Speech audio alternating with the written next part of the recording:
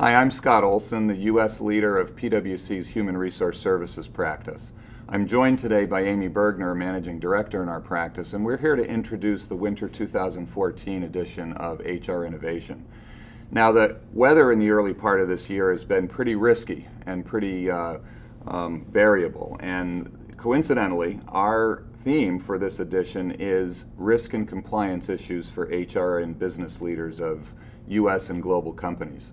Now, healthcare, not surprisingly, is a headline issue for many companies today.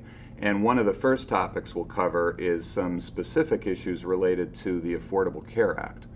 But we also have topics related to overseas retirement funds. We have a look at the value risks associated with M&A transactions, both of which are very topical issues in today's market.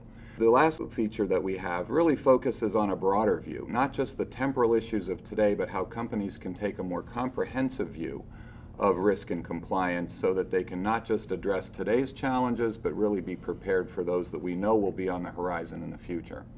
So let's start with healthcare. Amy, I know that the Affordable Care Act, or the ACA, is your current favorite topic. And we're also very aware of a number of complex rules and requirements associated with ACA for employers, but the article that you've written really touches on some maybe overlooked aspects as they relate to globally mobile employees. So you touch a little bit on what are some of the risks for employers of that segment of their workforce? Sure, Scott. Well, as you know from reading the papers every day, Obamacare, or the Affordable Care Act, is in the news.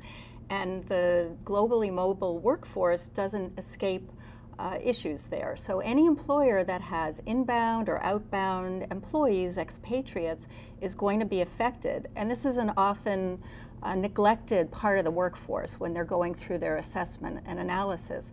Employers generally are going to have to offer health coverage to their full-time workers in 2015, or they can incur significant penalties.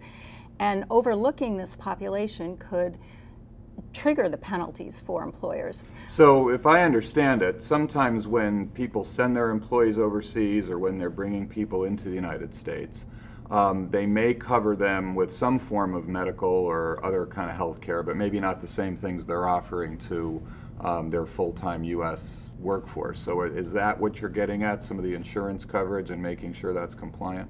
By and large, at least for the time being, most insurance coverage is going to meet the requirements both for the employer to offer coverage and individuals to have coverage and avoid a penalty. But that's a temporary rule that we have in place, and it's not clear how expat insurance coverage is going to be treated in the future, so something to keep on the radar. Companies bringing foreign citizens over the U.S. also have to be aware and helpful and supportive to those employees, because those individuals may become subject to some of these rules, and it will be very confusing, and having the employer help them with that will be really a needed thing. So it's really during that transition. Absolutely. Any industry that is employing a lot of part-time, seasonal variable hour workers, like in hospitality, retail, education, healthcare, those are industries that are particularly affected, both the individuals employed as well as the employer, with this requirement to offer coverage to full-time workers. Now, what about for the employee? So we know the employer mandate, and obviously they fall into that bucket of coverage, but we also know that employees in some circumstances have requirements as well. Is there anything employers should be doing to make sure their globally mobile workforce doesn't get hit by this as individuals? Absolutely. So interestingly, if I went overseas on an assignment, I might still have to have health coverage that met minimum requirements in the United States, or I'd pay a penalty. So employers need to be mindful of that when they're sending U.S. citizens abroad. Similarly, if they're bringing foreign citizens over to the U.S. and those individuals become residents, there are requirements for them to carry the right kind of insurance. So helping employees, particularly globally mobile employees who are going to a new country, a new environment, need some help understanding what the requirements are. Okay, so one more thing for our clients to be worried about when it comes to the ACA, in addition to all the other things we've been talking about. Absolutely. So can you tell us a little bit more about some of the other articles in the winter edition of HR Innovation? Well, keeping on the global theme for a moment, many U.S. employers sponsor retirement plans outside the United States. And believe it or not, those foreign plans may be subject to compliance requirements under FATCA.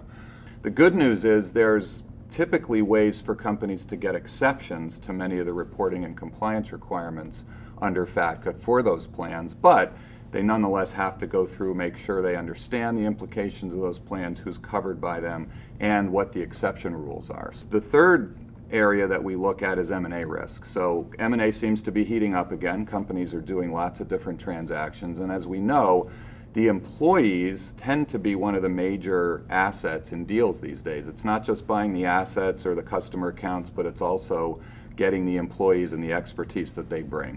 And what we're finding is many companies are dealing with the risks of retaining and engaging those top talent post and during that acquisition process. So there's a number of tips in terms of retention and engagement that we get to in one of our articles. And then finally, as I mentioned, these are risks today, but there are lots of risks that organizations face over time. And so there's an article around global governance, risk, and compliance of how companies can set up a more systematic framework to deal with the compliance and risk environment in their human capital function on a go-forward basis. So some very topical things, and then maybe taking a step back and thinking a little bit more of how can we adapt our organization to this and to the growing risk environment. So anyway, we hope you'll enjoy the winter issue of HR Innovation, and that it will help you navigate the storms and the risks of this year and in years to come. Thank you.